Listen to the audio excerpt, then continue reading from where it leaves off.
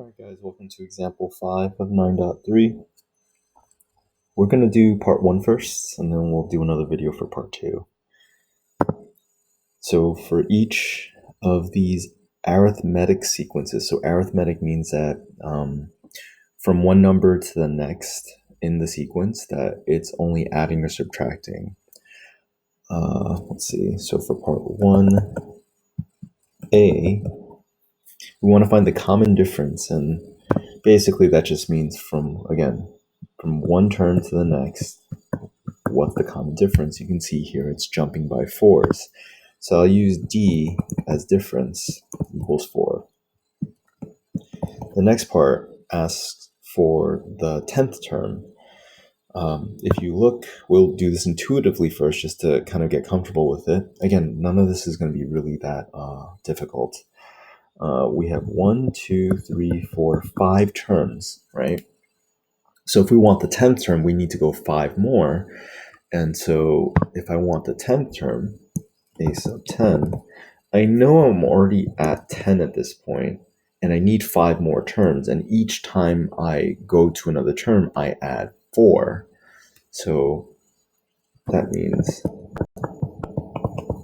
it's going to be 10 plus 5 times 4, and that's going to be 30.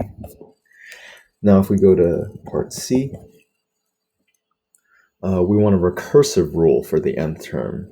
Now the recursive rule, remember, you always need the base case, which is a sub 1. So to write anything recursively, we always want to state the first term. A sub 1 is -6, because the recursive definition will always need the previous definition. But if you keep going back to the previous definition, you'll eventually get to the first. So it is absolutely necessary to have the first term for recursive definition written down. And a sub 1 is part of the recursive definition. So then a sub n, remember, recursive definition always refers to the previous one. That's why it's recursive. So then that would be, the previous one would be a sub n minus 1. And what did we do with the previous one? We added the difference, so it's just plus 4. And those two lines together are your recursive, your recursive definition, or is your recursive definition, I should say. Okay, that has to be together, okay? Let's go to D. Now we're going to define the explicit rule. The explicit rule is rather simple. It's also kind of going to use the first value, the first term, but it doesn't have to be written as a sub 1 equals -6. We'll just simply write a sub n equals, and you can come up with this, right? Like there were examples before where we figured out the pattern, but when we know the common difference, it's really easy to just say, hey, you know what? You're going to start with a -6, and I'm going to keep adding 4, right?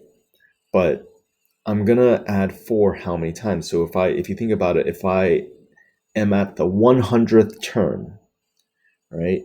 Well, if I'm at the 100th term, how many times did I add 4? I added it 99 times, right? If I'm at the 50th term, how many times did I add 4? I added it 49 times, right? So then it would just be a sub n equals -6 plus 4 times n minus 1, because you don't add 4 for a sub 1, right?